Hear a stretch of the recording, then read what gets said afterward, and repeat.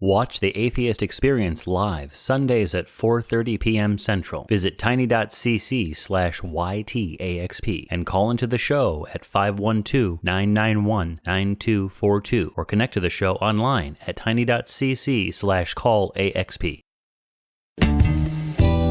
It's time to get sexy on Secular Sexuality.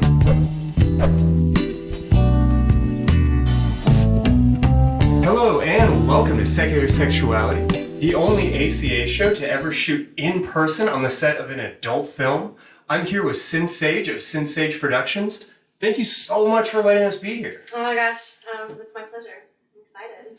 Yeah, it's absolutely fascinating, honestly, to watch y'all work and to just get a sense of how the sausage is made, if I may. Yeah, absolutely. I am so curious about the scene I just saw y'all shoot. If I can, I'd love to ask you a couple questions. Yes, please. Great. So this was a custom clip. Yeah. Tell me a little bit about that process. Like, you don't have to reveal any secrets or anything private, but I mean, how are people getting connected to you? What are they asking for? Like, what does that process look like? Yeah, so I have my website, and when you search for my website on Google, it's one of the top, responses. So people can find me that way. They can find me through Twitter. That just know of me, and it's just like the word gets out, it grows. It starts from like nothing, and then you start doing them and making them and selling them, and then it just like grows from there. So if you go to my website, it's sinn-sage.com/custom videos, and there I have this full FAQ answers the questions I get asked all the time about customs. Sure.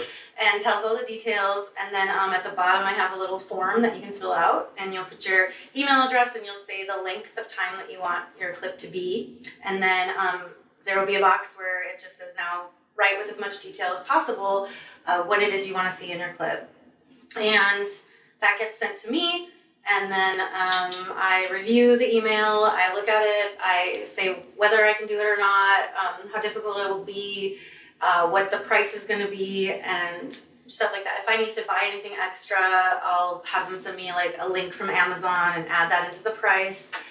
And then, do people get pretty particular about specific props or outfits or things along those lines? Oh my gosh, of course. I mean, when we're talking about sexuality, we're talking about porn, like specificity is a part of it. A lot of particulars for sure. So, but it really goes from one end to the other. I mean, on one end, you're going to have someone who's just like, 2 girls making out, 15 minutes, thanks. You know what I mean? Sure. And I'm like, okay, well, I'm going to try to pull a little bit more out of you. Right.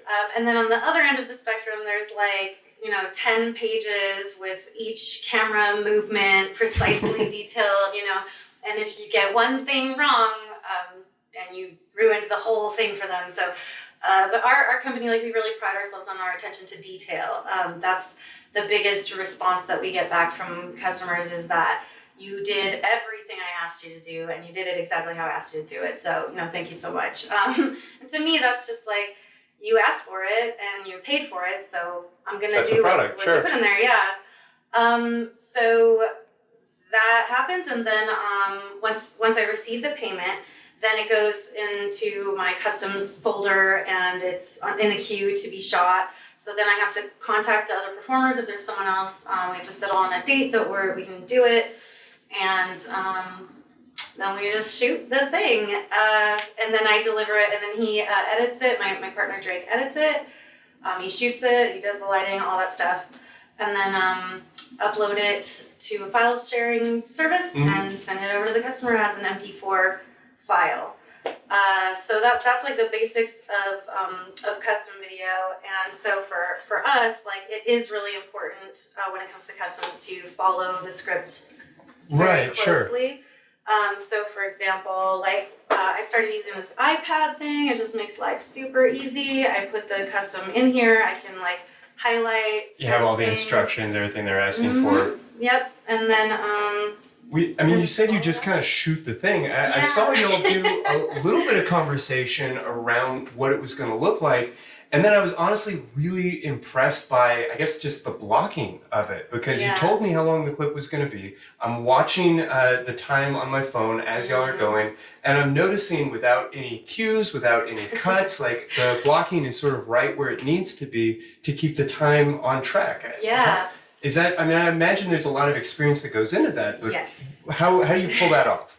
That is, it honestly, it is experience. That's the only way that I can say, because I feel like years and years ago, I used to have a little more trouble with the internal timer, Sure. if you will. And I was like, 10 minutes, oh, how do I know when it's been 10 minutes? But now I've made so many clips that are 10 minutes that like I just kind of know how long a 10-minute Right, clip when that is. should be wrapping up, sure. I can just kind of gauge like, okay, we've been doing this for like a minute or two, and you're thinking in your head all the elements that you have to add into what's about to happen.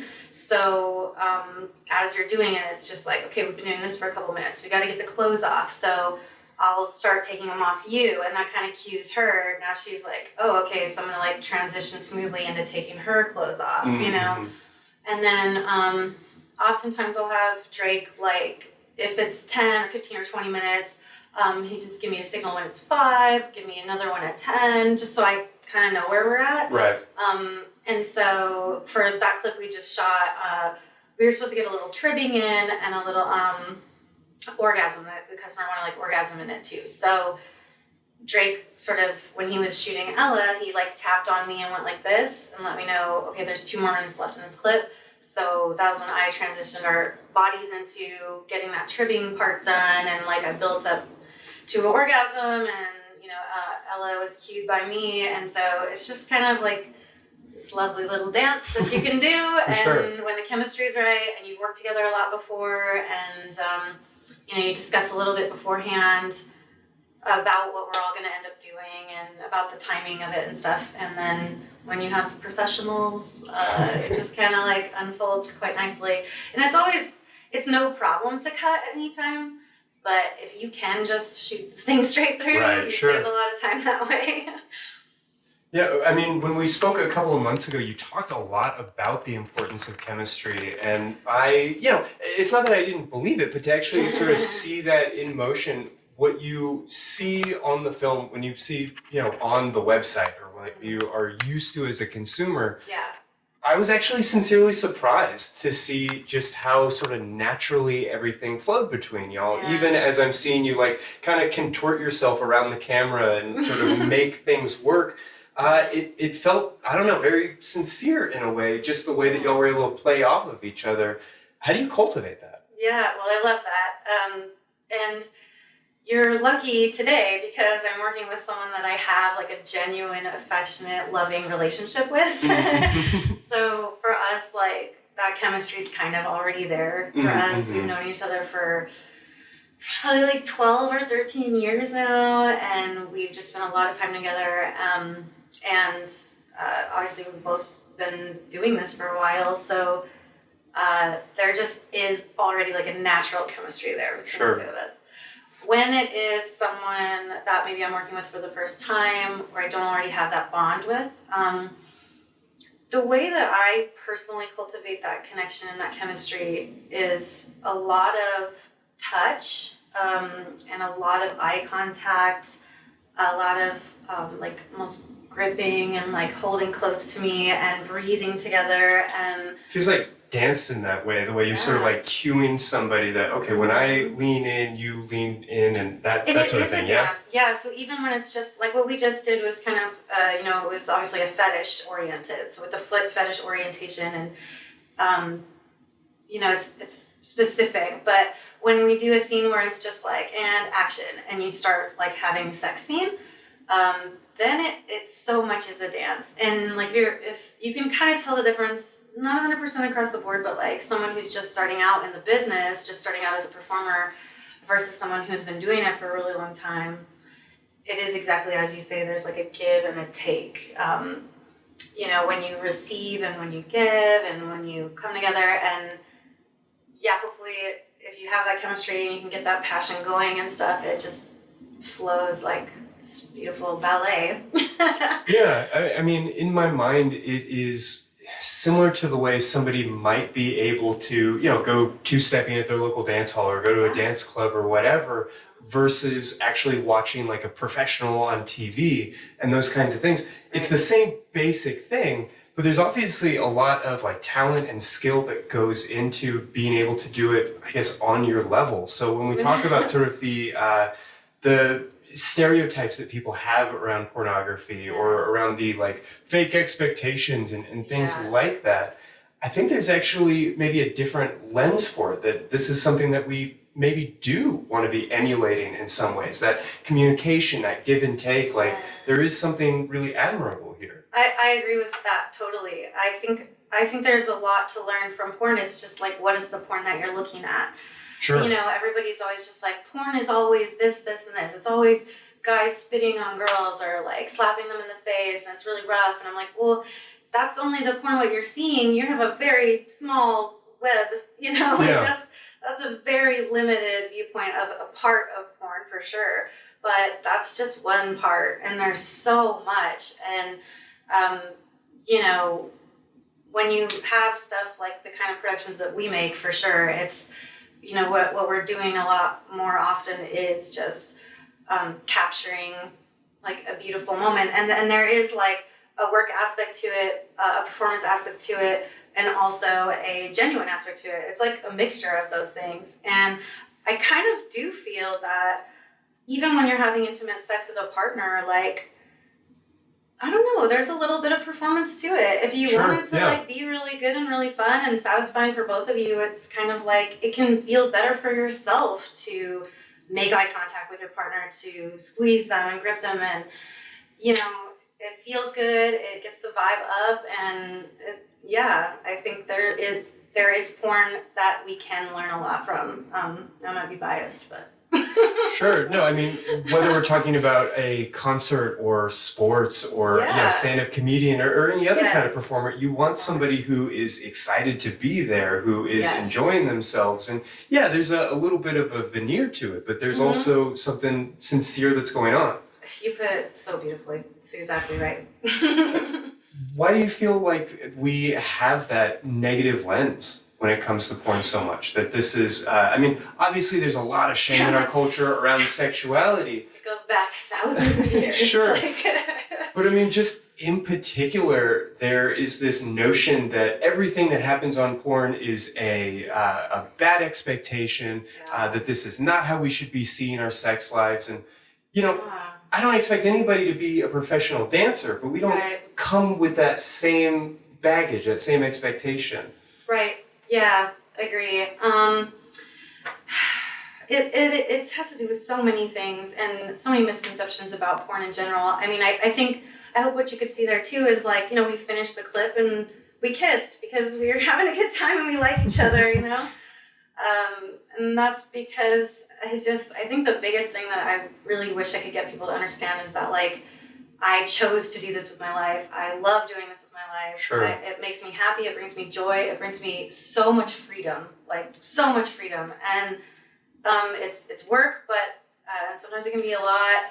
But that's mainly when I'm sitting on the computer. That aspect is a lot.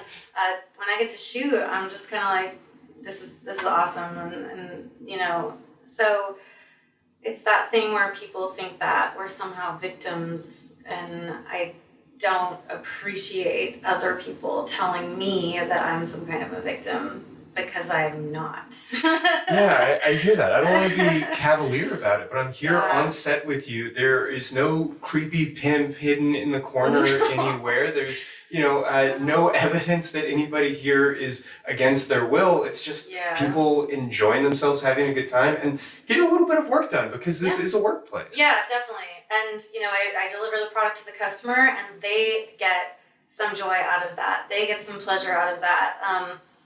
You know, we sell lots of things in this world that bring people pleasure and joy, and this is just one of those things, and that's how I see it. And I think it does, I know that it makes people's lives better.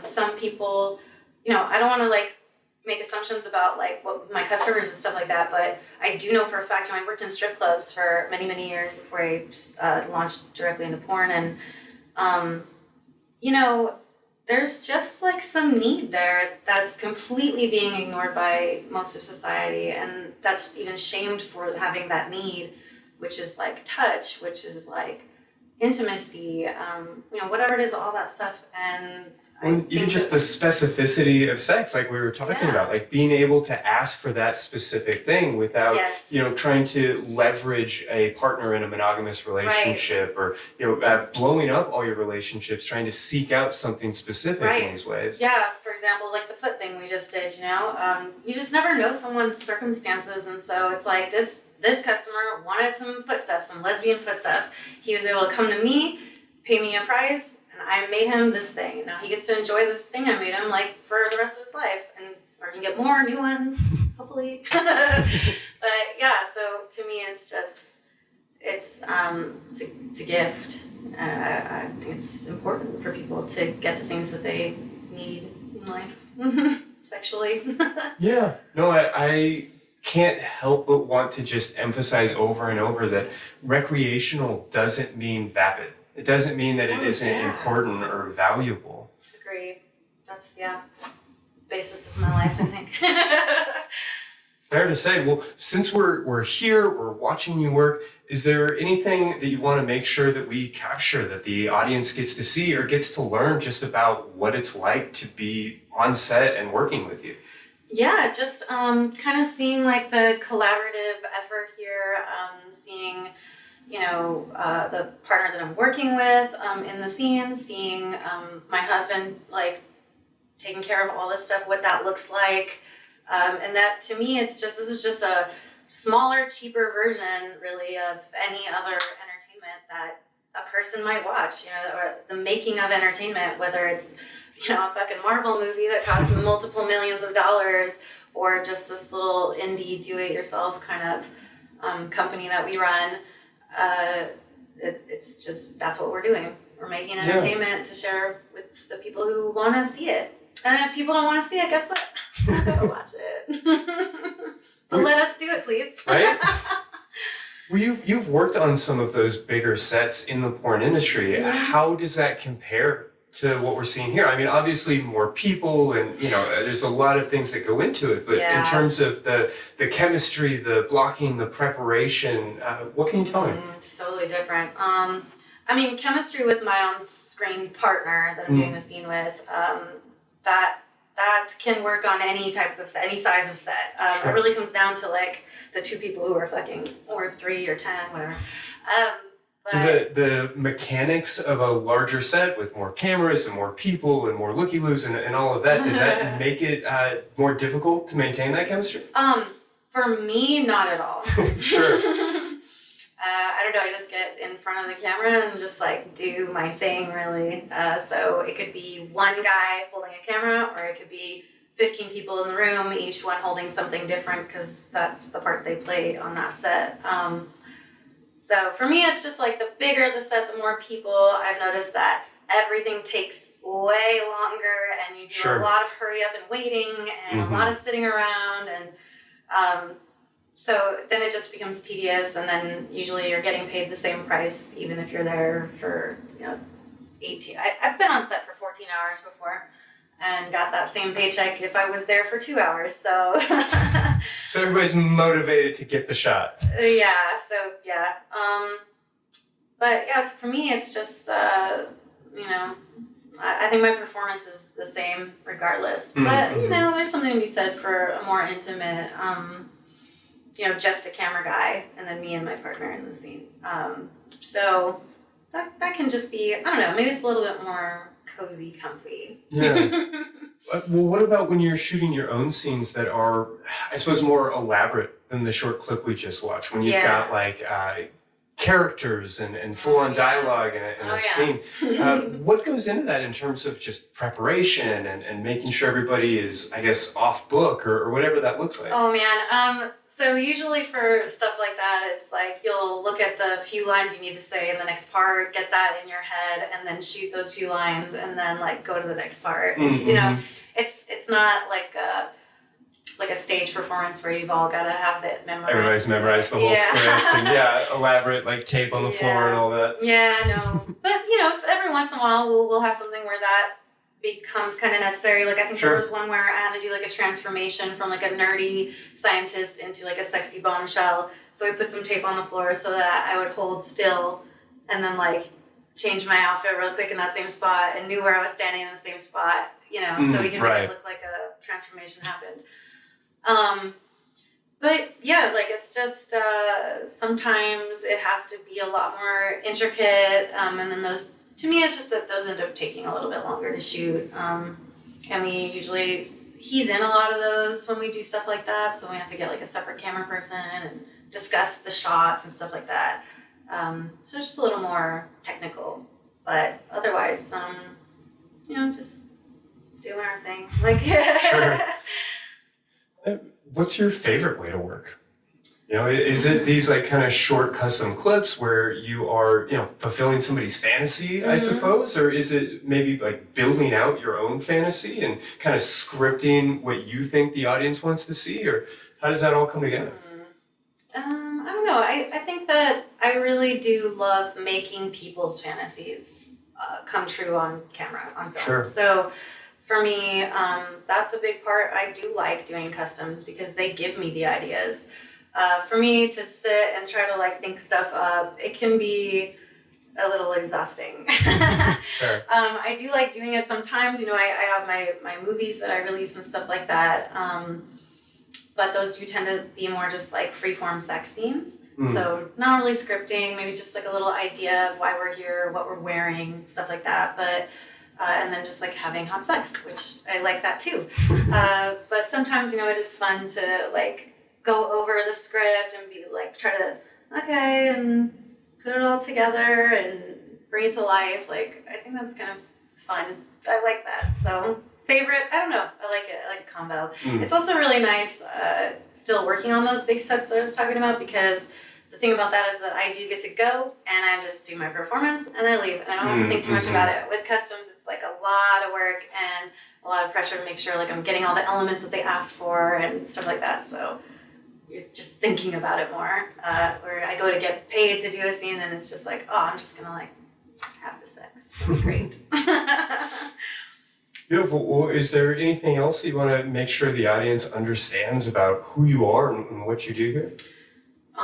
Yeah, just that I don't know, I'm confident, happy, joyful, free, and I think, yeah, I want my brand and my company to be inclusive and queer, and just that I stand for all those things, and I just want people to have fun and feel good and not feel shamed. Like, that's a big thing that I try to put out into the world, that this is all okay. Well, that's our mission. Yes. So thank you so much. I appreciate you talking me through all of this. Absolutely, for sure. Thank you. All right. Well, I'm here with Ella Darling on the set of the Sinn Sage production. Thank you so much for talking with us today. Yeah, thanks for chatting with me. Yeah. Sinn mentioned that y'all have known each other for years. What has that relationship been like? She's one of my favorite human beings in the entire world. Like, Sure. hands down. She's amazing. I mean, she's been there as my friend through so many life experiences. Like, we were just talking the other day. It's wild how much of my adult life I've spent as her friend. She's amazing. And we first met, I believe, on the set of Kink.com. It's like, I think it was Lived Ass or I don't know, it doesn't matter. But it was really cool because this was my first time meeting her, and the shoot we did, she had like kidnapped me from a park and took me home to her basement and put me in an adult like life-size Barbie box. So like, it was just really bizarre and really funny, and it's one of my favorite. Like, It's a hell of a meet cute. yeah, exactly. It was adorable. So how is it different working with somebody that you have such a important relationship with?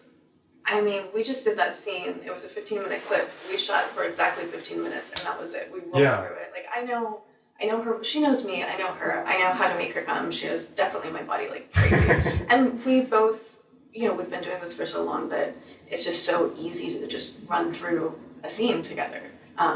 Whereas if it's someone new, it's, you kind of want to get to know each other a little bit. You don't know what the chemistry is going to be like, so sometimes you just have to like fake it till you make it. Sure. But yeah, it's just wonderful being able to spend time with her and also work. It doesn't feel like work. Yeah, so is it tricky then to walk on the set where you don't know anybody and everything is kind of new and to just feel comfortable, or is it something that you're able to just sort of turn on? Definitely just turn it on. I mean, this is my job, so that's part of the job, that's part of being a professional. But it's not really that hard. I mean, I can find something I like about pretty much any person, and especially if they're in this industry, they're probably pretty attractive in the first place, so that's kind of fair to say. All right. But yeah, and no matter what, even if I don't know the person I'm working with, I already know that we have a lot of things in common. We're both sex workers. We both experience the world as sex workers and the cool parts about that and the really shitty parts about that. So there's always something we can bond with, Sure. Well, I mean, every workplace has coworkers that are difficult to navigate and to negotiate with. How does that show up when you're trying to have sex with somebody? I mean, when you're doing this scene, basically, I haven't really had a situation where I have to do a scene with someone that I just genuinely don't like. Because if I don't like someone, Personality's not really on display in the same way? Yeah, exactly. And if nothing else, I just sort of fall into the character of Ella Darling and just sort of act my way through it. But that's so rare. I couldn't even think of a situation off the top of my head that even fits that. It's pretty easy. It's really fun, Yeah. Well, talk to me about that character and how that's maybe distinct or maybe a different headspace than your day to day.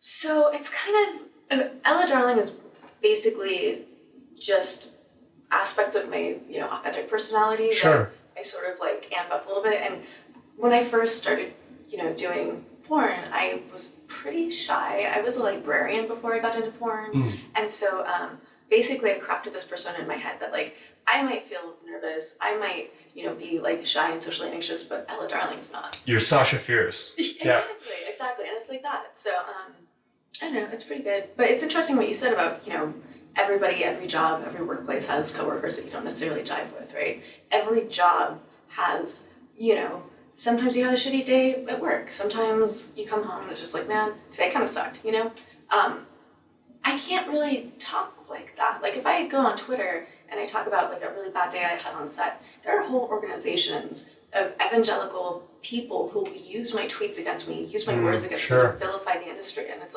just let me have a shitty day at work sometimes.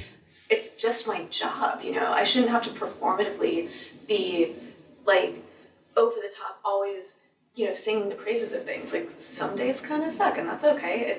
That's life, Yeah, even as you were talking about sort of playing a character, I could see how people would jump on that when at the same time, I feel like every job has some level of customer service voice. This is your phone voice. I mean, as a therapist, I am allowed to have bad days, but I definitely know that I am putting on a veneer when I sit down and am across the table from somebody.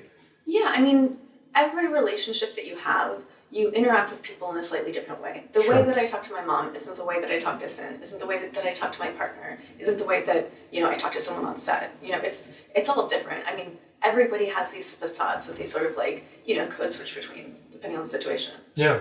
Well, when you're here on set, are there things that sort of help to, get the energy right, to get the mood right? I mean, do you ever play music on set, or do you set the lighting in a particular way? I mean, obviously there's the stage aspect of it, but how do you kind of get in the zone? I just sort of chill out, and I'm you saw me earlier, I was just sitting very quietly on my phone. Sure. Because that just sort of saves up some of my emotional energy, so that when the camera comes on, I can just turn on and be excited. But also when I'm working with someone who's one of my best friends, it's not hard to do that. A little easier, sure. Yeah, but I mean, sometimes we play music. Sometimes we just talk and shoot the shit. And I mean, most of the time, I don't really perform that much anymore. I perform only for my friends like Sinn, that kind of retired in 2016. But one of the things I really liked was that I would go to set, and even if I didn't know the person I was working with, I definitely knew several of the people who were there, because they're all my, people I've had sex with, people I've worked with, my friends, whatever. So it's you're going to work, and you never know which of your friends you haven't seen in a while you're going to be able to hang out with and catch up with, and that sort of energy always really helped me get enthusiastic about the day. Yeah. Well, and just that community nature. I mean, so often, whether we're talking about kink or there are just so many very like niche specialized communities where people sort of circle the wagons and come close to each other.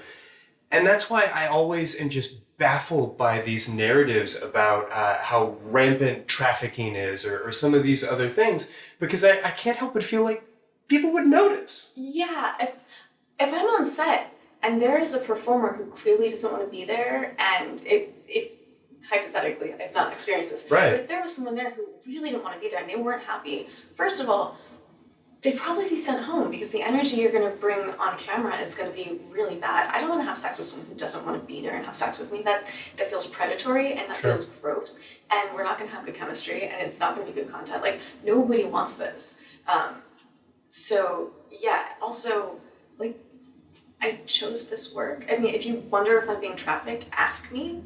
Yeah, you know? fair to say. Like, I'm good, I'm cool. I don't know, there's also, you know, these sort of, these ideas that we're here because we have no other choice, or because we're all addicts, or, you know, what have you. And that's so incredibly not the case. Most adult film performers I know have come into it from a different career where they were doing fine. They could have stuck with that career, but they chose this because it offers you a lot of freedom. It offers you a much more flexible work schedule. You know, a lot of performers I know who primarily do like webcam stuff and OnlyFans, they choose that because they have immune disorders that make it really hard for them to, you know, work in traditional career paths. And so it's something that is very empowering if you're, you know, if you have a chronic illness like that. I really wish we had better statistics and that there weren't so many barriers against sex workers talking about their work, because as a therapist, I get these little portholes into the lives of people, and I have met so many people who are sex workers specifically because of exactly what you're talking about, the opportunity to be flexible and to be your own boss when you might not be able to function well in a traditional 40-hour-a-week, get sick for more than 7 days and you're out on your ass kind of job. Yeah, absolutely. Several years ago in California, there was a proposition on the ballot that basically would have really, really been incredibly harmful and dangerous for adult film performers. And in the year or so before that, I went to California OSHA meetings pretty much every month, spoke to legislators, just did as much work as I could in that situation. And the group that was trying to like force this bill had a sheet where they had printed out tweets from adult film performers, just kind of saying like, today was kind of rough. And they were using these people's words against them to try to pass a law that would have put them in danger and would have been very harmful for them. And that's the kind taking of their cherry-picked tweets over like the actual things that folks are saying. Yeah, exactly. And it was just really, I don't know, it was really infuriating, you know, just silencing me by using, you know, some small aside I said like 2 months ago to try to pass a law that would put my life in danger. That is insane. Yeah, how do you feel about the advocacy work in this industry, and you know, maybe even the obligation that you kind of have towards it, just in order to keep things going?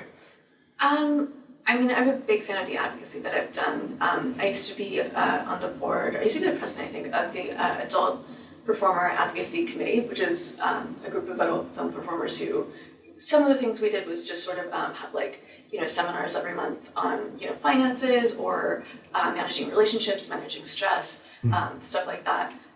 But, you know, a lot of it was during the, back in 2016 when that proposition was, you know, going on, and bonding with other performers, not through having sex, but through, you know, the shared passion for our community and standing up together as one, you know, united front. That was really empowering for me. But that's actually, I just said that it was empowering, and it was. One of the things I really dislike is that people sort of insist that my work is empowering. And I mean, it is, I guess, but it's my job. It is for some people, and maybe even for you, but it doesn't have to be. Yeah, it's like they need me to say that so that they feel like they have permission to watch the content. Whereas like you wouldn't ask your barista, like, do you feel empowered making my coffee today? Like, Yeah. it's their job and you treat it like a job. But when it comes to my job, like it has to be couched in this sort of like female empowerment, which it can be, but also it is. No, I worked in restaurants with a lot of high schoolers, and I can absolutely say that I saw a number of, 16, 17, 18-year-olds like find their voice by being forced over and over again to have these customer service interactions, and, great for them. But also, that doesn't have to be the narrative just because you're working behind a coffee shop counter. Yeah, exactly. Do you feel like there is all kinds of pressure on you to be exactly the right type of person from both the people who hate what you're doing and from the people who want to promote it? I don't really feel the pressure. I can recognize sort of the dialogue that is at play, but I don't really feel pressured by it. I acknowledge it, but Sure. I don't know. I have plenty of other problems to give a shit about. Yeah, fair enough. Does it feel like this job can kind of take over your life, not because of the hours or because of the work itself, but just because it brands you in a way socially? Definitely socially, but also in a lot of other ways. There are, like, if PayPal finds out that I was to receive any sort of payment for sex work, they would freeze my funds. I probably wouldn't be able to access them, and in some cases even tell like the person's bank that they are a sex worker, and then you can have your entire bank account frozen. Wow. It's really scary. I mean, there's so much discrimination. We're not a protected class, so you can fire me, you can refuse to rent to me, you can do anything because I'm a sex worker. But yeah, that's definitely a big part of it. Sure. Well, is there anything in particular that you would like for the audience watching tonight to know about how they can be part of the solution here? Pay for your porn, first of all.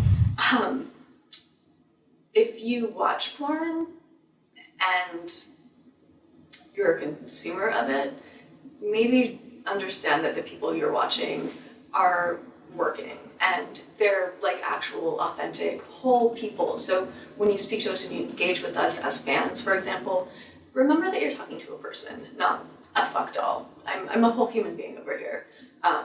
And I don't know, just support sex work and destigmatize porn, sexuality, everything surrounding it. Beautiful. Well, thank you so much for talking to us and for just allowing us to be here and see everything that y'all do. Thank you. Thank you so much. Thanks for the work that you're doing this right now. It's really great. I appreciate that. All right, well, we'll get back to these interviews in just a moment, but for now, let's take a look at what's going on around the rest of the ACA. One sweet day. I will make that promo. You're on the promo like every week. You know what, mister? I've had it up to here with your jealousy. Oh, It's one of those things where you don't show your best bits before marriage, isn't it? Hashtag it's Thursday somewhere. you know what the first rule of Dunning-Kruger Club is, don't you, Johnny? No, what is it? The first rule of Dunning-Kruger Club is you don't know you're in Dunning-Kruger Club. That's right. So does God appear to you physically and you can touch him like you can touch your dad? Please don't clip that out. God, please tell me what I can say to explain why this book is grossly f***ing immoral so that I don't have to call into the atheist experience and look like a f***ing idiot denying what it literally says.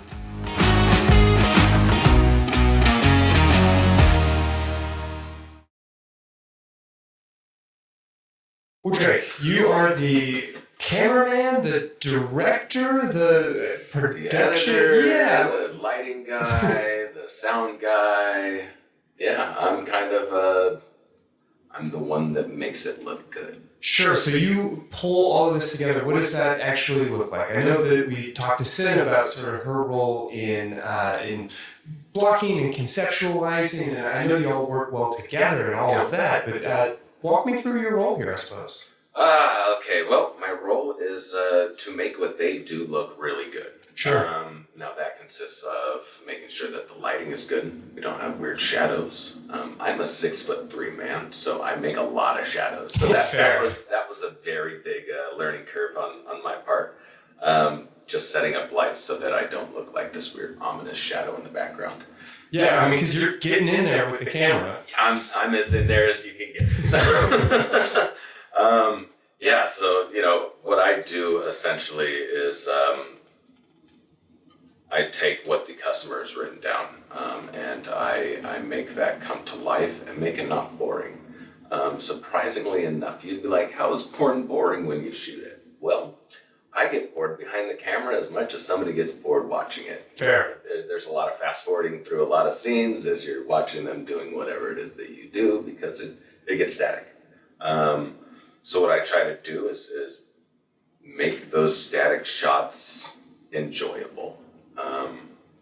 I try to put myself in the eyes of the person watching it. And if I get bored, they're probably going to get bored. So, you know, I essentially think of myself as a satellite on legs, meaning that I'm everywhere, anywhere. You know, my height does help in getting a lot of the really fun angles. And it essentially comes down to, you know, making everything look really good beyond what they do. Because what they do is amazing, obviously. But it's not just pointing a camera. It's not just putting a camera on a tripod and walking away from it. There's so much more. And it took me a very long time to get there. Fair to say, I mean, what did that process look like for you? How did you end up here today? Oh, that's fun. So in my life before I met Sinn, I was a diesel mechanic. I've felt very exploited being a diesel mechanic. At 28, I had back surgery due to being said mechanic. Yeah. And nobody gave a shit. My bosses didn't care. They were only, you know, they only cared that I was gone for 6 months. Right. You know, and how this all happened is when I met Sinn, you know, she was a regular performer being on set and, you know, other people, she'd show up, do her job and go on with it. Well, she found me and just about 2 years into it, custom videos started coming around. And she just needed somebody to do it, somebody to film it for her. So she told me the basics of you don't use Zoom, you know, you make sure lighting's good, you make sure that parts of them aren't cut off in the scene, and make it look good. So, you know, what are we, 7 years into it now? And I feel like I'm just starting to get it. So, but yeah, huge learning curve from, you know, turning wrenches to turning heads. Yeah, fair to say. Yeah, it came down to necessity. She needed somebody. I was there, and I was willing to learn. And so I quit being that mechanic, and I started being camera, editing, director, all in one. And trust me, I don't do it all by myself. Sinn's got a whole lot of her fingers in the directing and you know, everything else. But yeah, she kind of taught me the basics of what she found on sets and how she saw things happening. Gave me a little info, and I kind of took and ran. A lot of trial and error, a lot of actually not too many upset customers. Surprisingly, not too many upset customers. There's some shots where I'm just like, that was so bad. And then the customer's like, that is the best thing I've ever seen in my life. And I'm like, well, I guess my bad day turned into their good day. Yeah, I mean, anybody who is sufficiently good at their job spends at least like 5-10% of the time thinking, oh, that could have been better. That should have changed. That was an awful angle. Where did that come from? And yeah, you know, but when you see stuff like that, you just change it. That's the nice part about this industry is that there's nothing so set in stone that you can't play with it. Mm-hmm. You know, there's no specific angle that you need to get for this shot. You just make sure that it looks good. So that's my job. Yeah, well, so you're trying to keep it hot, you're trying to keep it interesting and film it in a way so that you're not bored. Right. With this scene that we just watched, what's it like when you're filming something and you're kind of keying in on where it's hot, on the sexuality, on like the energy of it? when it's not necessarily something that you're particularly interested in, or maybe even particularly understand. And there's a lot that I'm not particularly interested Fair in this yeah, industry. There's a lot of fetishes, and I'm like, I guess I don't get it. But here I am. Valid, but not for me. Right, exactly. And you know, you take somebody's fetish and you take that to heart, because this is why they contacted you. They contacted you to make their fantasy. And they really hope that you do a very good job making their fantasy come to life. So, you know, I really take into account other people's sexuality generally when I do these scenes. If this is foot centric, I'm gonna do every angle to make that foot as pretty as possible. You know, this guy doesn't like just show me the heel. Very rarely. It's like, I love feet, so you make sure you get every little foot, every toe, every, you know, sensual kiss, every, you know, eye look. And this is like, you know, things you don't think about is like these performers are looking at each other in the eye. They're getting into this scene, and you need to capture that. Capture the magic, not just the stuff that's happening. You know, the magic is far beyond. It's not just the mechanics; it's the energy of it. Bingo. It's the love, the lusting that you don't always see in porn, because the camera person or the directors wants to focus solely on this. You know, I just need the soles of her feet. And you're like, okay, but there's so much more than that. It's like the soles, that's good, and you want to get that. But what about the eyes? You know, what about the giggles? Like you kind of want to get all of that in the shot, not just, you know, the specific fetish. Sure. So getting into some of these fetishes, it's very, very difficult to do when they're not your fetishes. But what you do is you take yourself out of that and you just make sure everything looks good. You make sure that the magic that's happening isn't just her feet. Her feet are magic all on their own. You know, that's going to come out in the video regardless of where you're really pointing the camera, as long as that foot's in the scene. So it's, you know, you're trying to take all of these parts of humanity, parts of love and lust, and find that in some of the strangest places. You know, I keep going to this foot fetish thing. It's very popular, so you tend to see a lot of the foot fetish guys. No two foot fetish guys are the same. Sure. You know, some love the soles, some like the toes, some like the feet in places where it's damp and wet. You know, it's there's so much to it, and you can never just go, oh, foot fetish guy, this is what I'm going to do. So it's when you're making a custom video, like you really are having to make a custom video. Absolutely. It's not like you can just take the last one that you shot and put a new name on it. Yeah, not at all. Not at all. Everyone is very customized to the customer, because everybody is custom. You know, no two minds think identical. You know, we may have the same idea on something, but it's not an identical idea, because my brain doesn't work like yours. It's just how humans work. So you really have to go, okay, this guy's a foot fetish guy, but I see that he kind of wrote this in the custom thing, so I'm going to say that that's probably more important than the last guy, where that wasn't brought up at all. So yeah, you're really finding the magic with a camera. Something that when I first started, I was not aware of at all. You know, I was like, okay, point, click, and go. And now it's like, no, you know, swoop into shots, you want to fade out to shots, you want to make sure that your angles are, you got the golden rule, and you have the rule of threes, and like, how can you mix those to make something beautiful? It's not straightforward. Very rarely do we put our cameras on a tripod. Static shots just don't push the idea of the love, the lust, the fetish. Yeah, because it's not like a traditional film in the sense that plot and story are maybe present, but they're not nearly as important. There's something more artistic or energetic, and I'm not sure what the right term is here. Well, artistic, definitely. We all look through a lens differently. Same lens, we all look through it differently, because in our mind, what we're trying to capture is obviously, you're trying to get into somebody else's mind, in a sense. Doesn't always work so fluidly, but that is what we strive to do, is to get inside of these people's fantasies, to really make the fantasies come to life. If you want to look at feet, go ahead and go on the internet.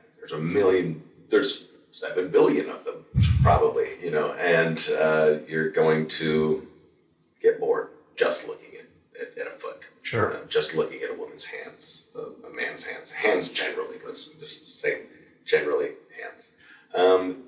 You're going to get bored at just the stagnant, I can see this anywhere. You really want to bring something more to what we all have on our bodies. So, you customize everything, you cater to everything you can when it comes to a customer. Obviously, you hear it a million times, the customer is the most important part of this. Sure. And without the customer, we wouldn't be doing this. It's not always true, except for somebody's got to buy it. Because we can't do this without people buying our porn, and it's not always porn. Sometimes it's very vanilla. People just want something that you can't get from a big producer. Also, another thing that we try not to do is cut too often. Once you start cutting your scene up, you really lose the authenticity. You lose a lot of that. Wow, this came out so beautiful, and there was no hiccups. The feeling of like being in the room. Yeah, exactly. The feeling of being in the room. Not closing your eyes for 5 minutes away. Opening them up and everything's completely different. You really try to get as much of it as if the customer was the one behind the camera, the one that really wants to see what it is. So I really try to step into those shoes and find that foothold. Does that change at all if you're shooting something that's a little more, maybe silly is the right word? I don't mean to diminish it, but when somebody wants to do like a mind wipe fantasy, there's lots of silly stuff. Yeah, absolutely. I would honestly say probably a third of what we shoot is a little bit more on the cartoonish side. Sure. Because as fantasies go, like there's no bigger fantasy than a cartoon. Cartoons are over the top. They make you laugh ridiculously. Cartoons are part of my life. And it's because it's so outlandish. Right. So, nothing is very straightforward, and, it's all just a little bit of an offshoot. So,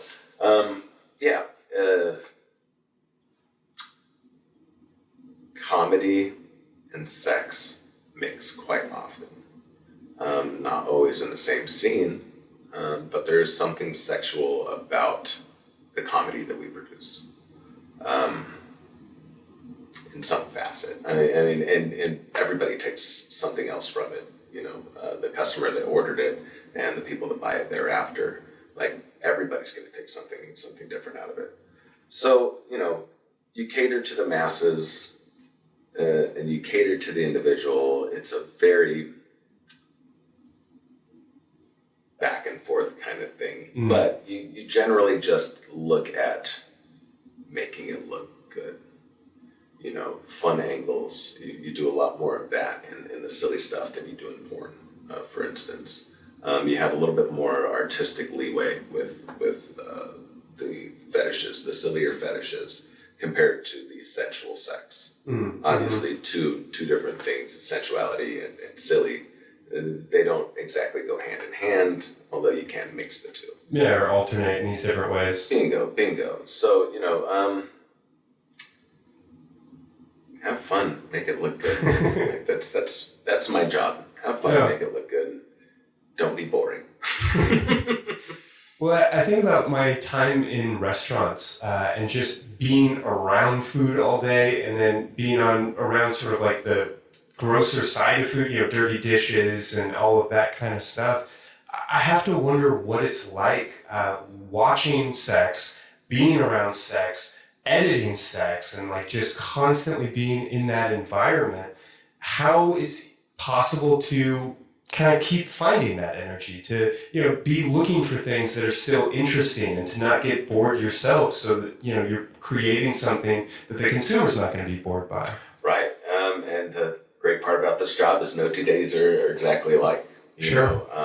No two scenes are exactly alike for that matter. And you find I'm passionate about sex. Mm-hmm. Very passionate. I have been since I can remember.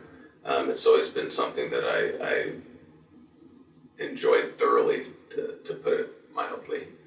And it's very difficult to get bored in this industry. Very difficult. So coming into every scene is really coming into it with that, how do I make this look good? How do I make it look sexy? Even if it's already over the top sexy, with a stagnant camera, or just a lazy camera person, you can really make something great look like shit. Sure. Yeah. And I'm sure I'm guilty of making something look like shit every once in a while. Nobody believes that except for myself, but here I am, my worst critic, right? So,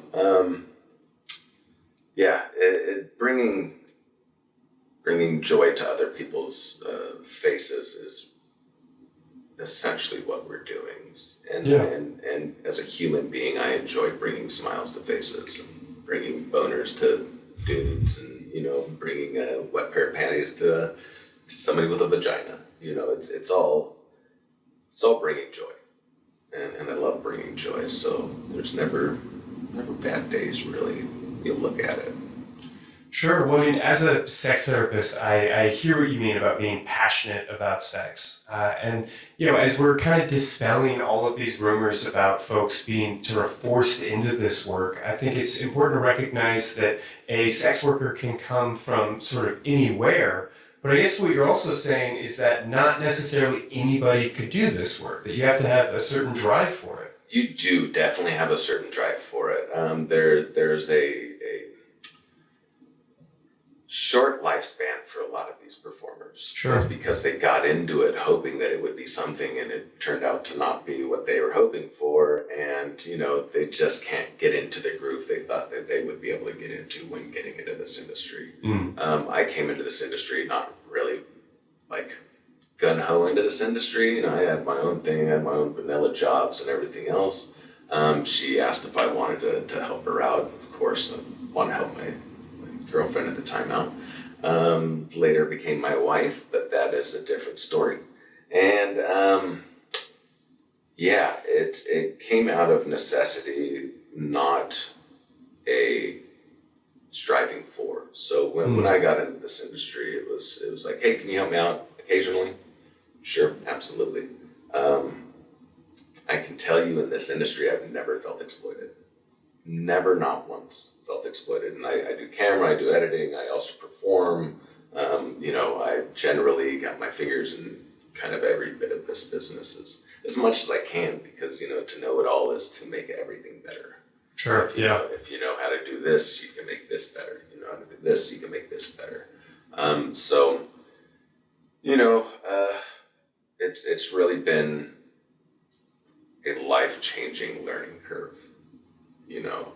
I went from a very okay, you read out of a book, this is exactly what you do to fix this, to, okay, now make this look good. Generally. Whatever that means, whatever good is. Exactly, whatever good is, make it not boring. How about that? That's a better thing. Make it not boring. It's all good. What you're videotaping is, or what you're capturing on camera is good.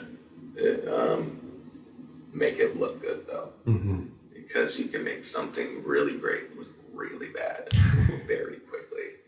And it just takes experience. And experience is everything.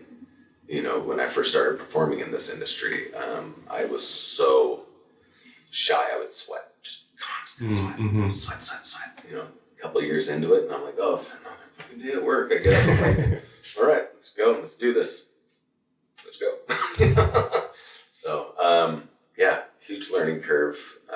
Just trying to focus on other people. Mm-hmm. My focus is not to, post myself or make myself feel good at the end of the day, because life just makes me feel good and or bad. What I do for work just helps keep the happier days happier, you know. Yeah, life is great. Make sure it looks good on camera. Fair to say. Yeah. Well, is there anything else that you feel like the audience at home may not understand or probably should understand about you, the work that you do, or even just the industry that you're in?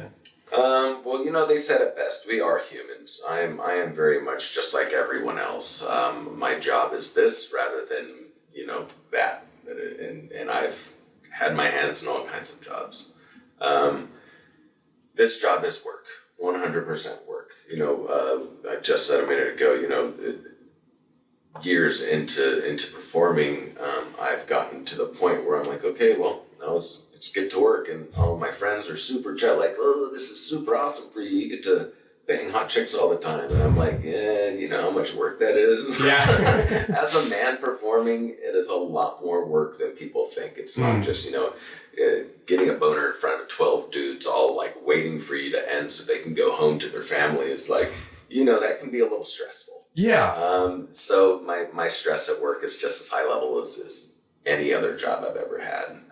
I just don't feel exploited this time. You know, I don't have a job that doesn't, or a boss that doesn't care about me as a person, because my boss cares more about me as a person than anybody's ever cared. You know, so yeah, it's work. It's hard work. It's you know, some of these videos I've edited 10 hours. 10 hours editing one 30-minute clip. Like, there's so much more to this industry than just people fucking and people holding a camera. Holding a camera was what I did the first week I started doing this. Now I make camera work art. And that's, you know, what it is. We are artists. You know, treat us as such. We're not exploited, you know, sex-craved, you know, deviants. No, we're normal people that love doing what we do and feel connected by connecting with other people. So that's what we do. We connect. We connect with the people that we have sex with. We connect with the consumers. We connect with people's happiness, you know, essentially.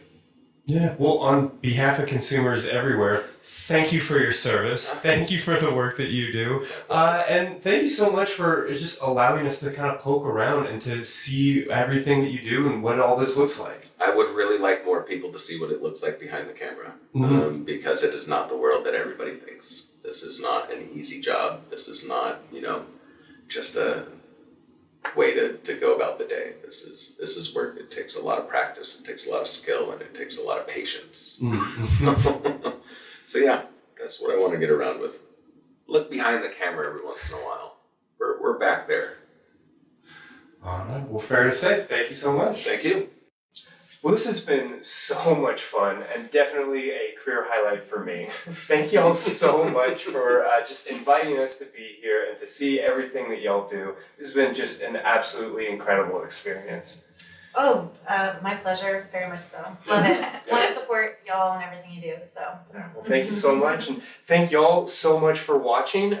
This has been just a remarkable experience, and after you're done here, I hope that you've been inspired, that you will pay for your porn, that you will respect your sex workers, and that you'll take a moment to enjoy some of this beautiful art, that you'll go out and give yourself a big ol' orgasm. Or, better yet, give somebody else one.